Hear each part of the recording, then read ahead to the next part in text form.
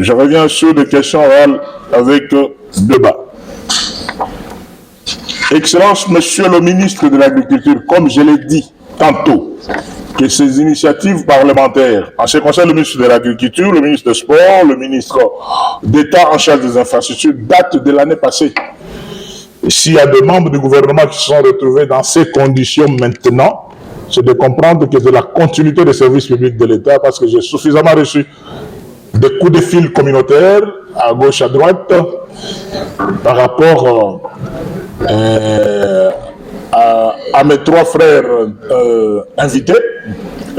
C'est une circonstance tout simplement de dire que c'est dans le cas de la continuité des services publics de l'État. Monsieur le ministre de l'Agriculture,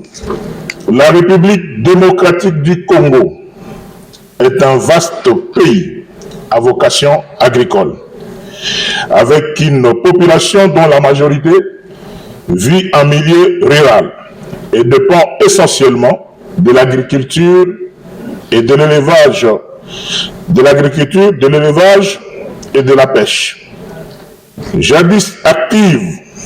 dans l'exportation de produits agricoles variés, la République démocratique du Congo se trouve aujourd'hui dans une situation difficile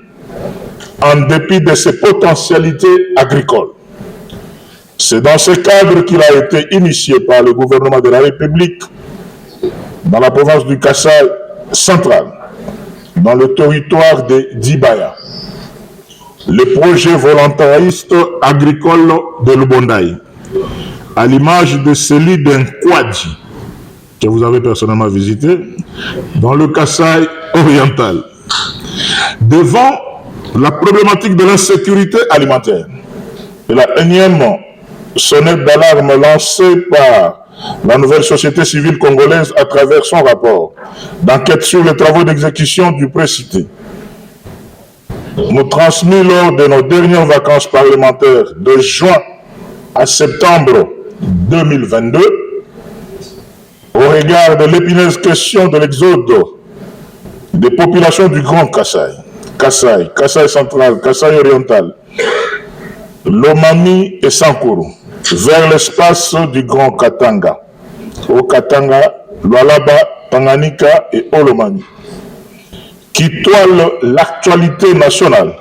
à ce jour et fort des dispositions des articles 138 de la Constitution ainsi que 154, 155, 160, 161 du règlement intérieur du Sénat, nous réitérons notre invitation à votre Excellence à éclairer l'auguste plénière sur l'état des lieux et les perspectives d'avenir du projet volontariste agricole de Lubondaï. Question unique pour le ministre de l'Agriculture.